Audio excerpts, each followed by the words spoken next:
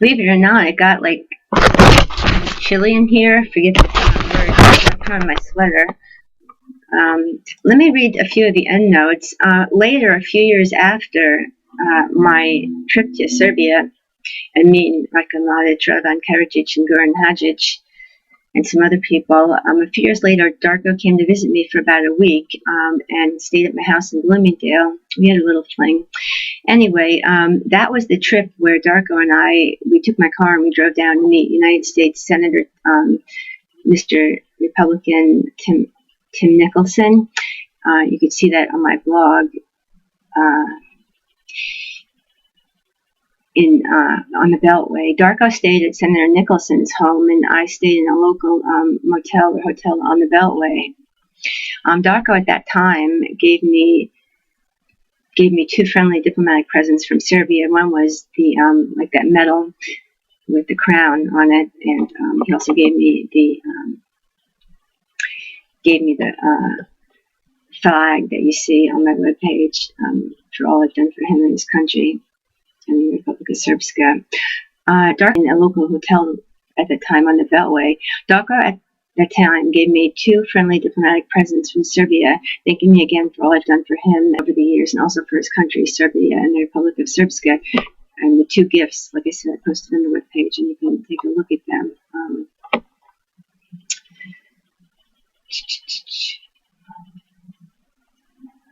The only person who is mentioned in this true story of my book, but I've never posted pictures of until recently, was Professor Arnold Starr. This is owing to Arnold Starr's constantly threatening me not to ever post his photo online. But I'm posting it now. I'm posting it now, threats or not. He and I were engaged, Mr. Stark and I. He taught at William Patterson College, and we got engaged in 2001, and he bought me a $10,000 engagement. And in 2001, when I traveled to Serbia, that's when we broke things off, because he considered my trip, he hated Serbia and he hates Serbs. He calls them all war criminals. And he said that my travels to Serbia was worse than cheating on him, and I'm a traitor. And that's why we broke up our engagement, among other reasons. Owing to that trip, he considered me a traitor to both him and the United States, and we broke our engagement to be married. He teaches at both King College and William Patterson University of New Jersey, and we are still personally close friends and colleagues. He was just here the other day. Actually, he was just here today, as a matter of fact.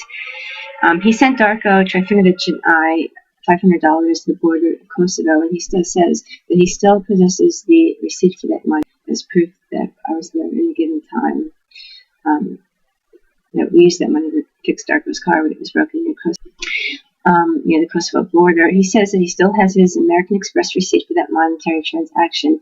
I might also add, if anybody accused of war crimes by the ICT housed at The Hague in the Netherlands, only Mr. Arnold Starr has physically threatened me in any manner about my printing this true account of history as stated in this book I wrote.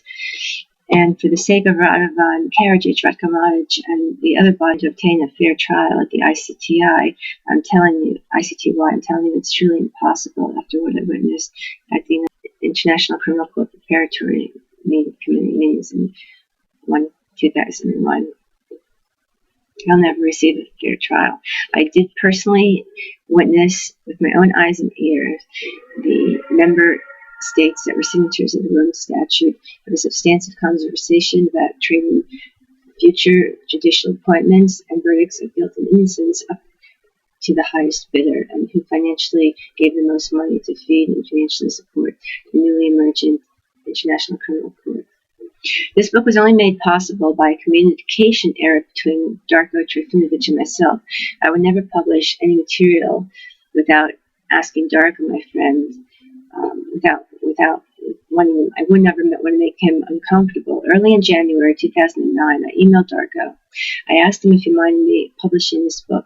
He never replied for several months. When he did not reply to such an important question, from my knowing Darko over the years, I didn't think he'd mind, since we were so close together. I merely published it, assuming that was okay, according to him. When he replied to me several months after it had gone viral online, it was too late for me to manage all those posts, so I decided to move forward and leave it online. At first, Darko was not happy with the book. And he tried to tell me, he introduced me to Ratko and some other high lieutenant. Well, let me tell you, there's only one Ratko Mladic. There's only one person that looks like Ratko Mladic, and that was Ratko Mladic that met Wetman.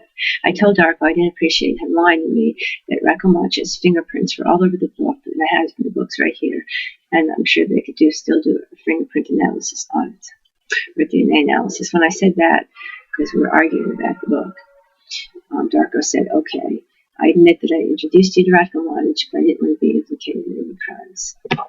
We haven't really talked about it since, and he removed me from his friends list. I noticed he goes back and forth. Him getting angry about this book. Anyway, also Darko had told me that his life was being in jeopardy, and his life and job was in jeopardy. And I called him back in Serbia about a year ago when I wrote the book in 2009-10. I said, look, if your life and your job is really in jeopardy, tell me right now, and I'll do my best to make it disappear. And he said, well, it's really not in jeopardy. I just don't like it.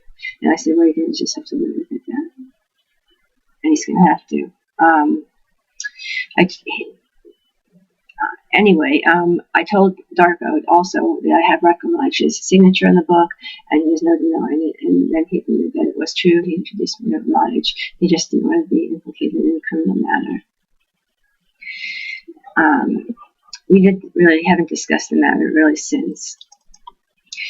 I'm having trouble with this scrolling down, but I did tell Darko, and I do mean to publish a book, and if I ever do profit from the book, I would give, I twisted, I would give Darko 50% of the proceeds, and the other 50% of the proceeds I would give to Serbia, or I'd use myself at a law project center to help the people and the suffering Serbs in Kosovo, Serbia proper, and the Republic of Srpska that need money, food, and housing, that have been suffering from the Bosnian War and the Kosovo bombing. And it about does it. Thank you for joining me. And I will be posting other online videos. Harry Shortway, the police that beat me up in West Milford and took my kids, and other things such as that. And I'll see you soon online.